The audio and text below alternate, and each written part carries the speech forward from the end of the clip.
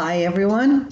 I actually have the part two of the Inside Job, which was February 1984. So this is the Inside Job continues.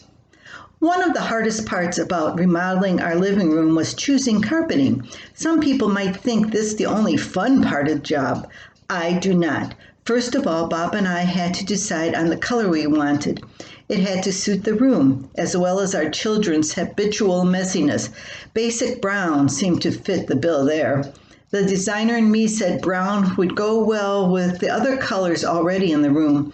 I knew this because the well-worn carpet we were removing was brown, and though it was thin, faded, and had a 6-inch hole, it still matched.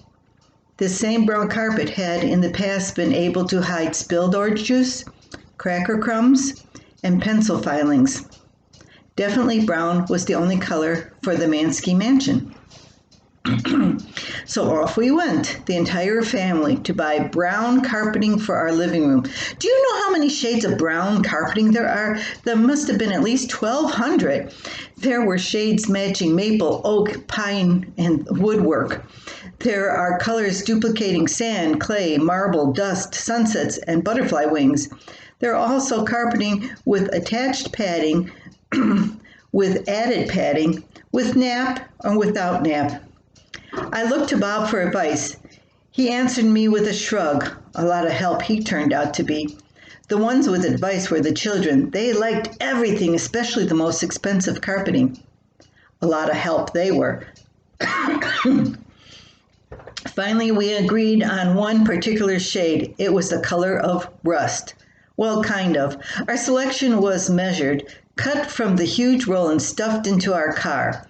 Then came the fun part, installing the carpeting with the help of our 4 little experts.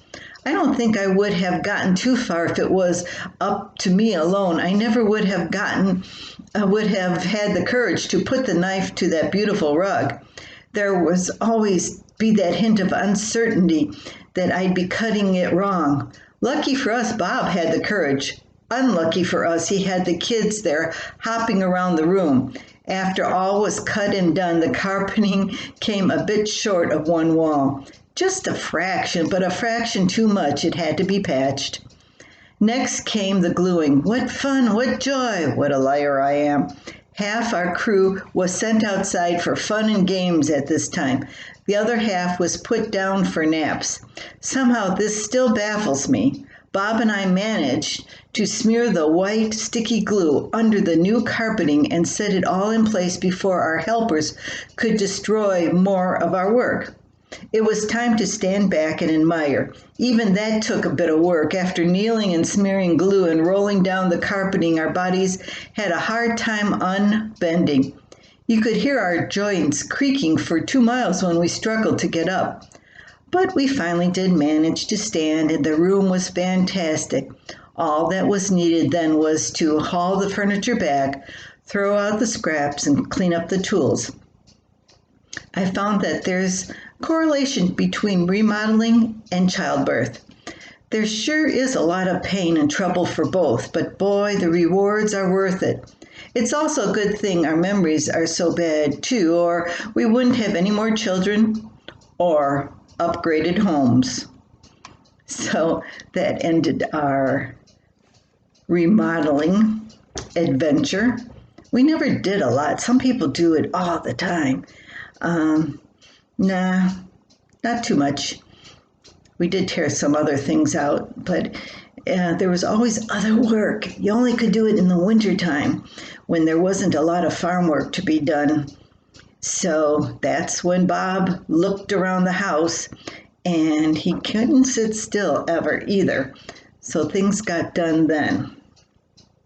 For the good or the bad, I'm not sure. I hope you enjoyed this column, and come back again to hear another of my stories from Sunnybrook Farm. Have a great day.